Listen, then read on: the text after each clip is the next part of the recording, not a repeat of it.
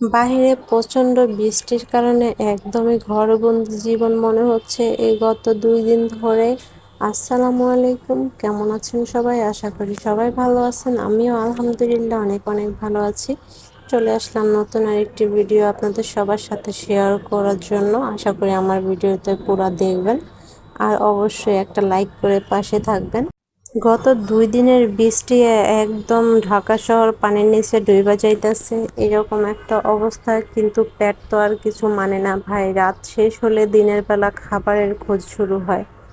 এই বৃষ্টির মধ্যে ভিজে ভিজে বাজারে চলে গেছিলাম সকালবেলা বাজারে গিয়ে দেখি একদমই রাস্তার মধ্যে পানি উঠে গেছে। তারপর সেখান দিয়ে বাজারে গেলাম, গিয়ে কিছু তরকারি নিয়ে আসলাম। আবার আগামী 2 দিন ধরে যেন আবার বাজারে যাওয়া না লাগে, এই জন্য একবারে বাজার করে নিয়ে আসছি। তো বাজার থেকে আসার সময় সকালের নাস্তাটাও নিয়ে আসছিলাম, বাসায় এসে একসাথে সবাই মিলে খেয়েছি। আর আজকে আমি রান্না করব পুঁইশাক ভাজি, ডাউল আর ডিম ভুনা।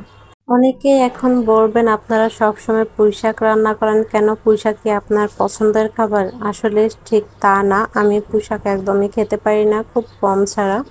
কিন্তু আমাকে পুঁইশাক প্রতিদিনে বলতে হলে রান্না করা লাগে। আপনাদের ভাইয়া অসুস্থ, সেটা তো আপনারা অবশ্যই জানেন যে আপনাদের ভাইয়া বাইক অ্যাক্সিডেন্টে পা ভেঙে গেছে।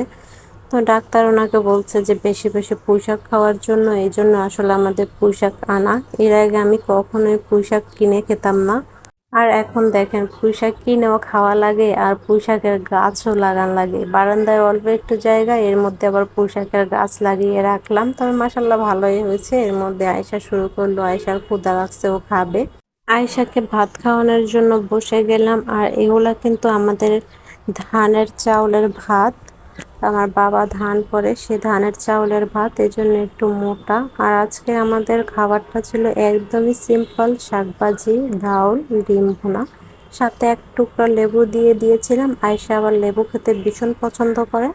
এই ছিল আমাদের আজকের খাওয়া দাওয়া। আপনাদের সবাইকে অনেক ধন্যবাদ ভিডিওটা এত ধৈর্য সহকারে দেখার জন্য। আর যারা এখনো ফলো দেন নাই তারা অবশ্যই একটা ফলো দিয়ে রাখবেন। ফেসবুকের যে কোনো টিপসের জন্য অবশ্যই মেসেঞ্জারে নক দিতে পারেন, আর না পারলে ভিডিওতে একটা কমেন্ট করবেন।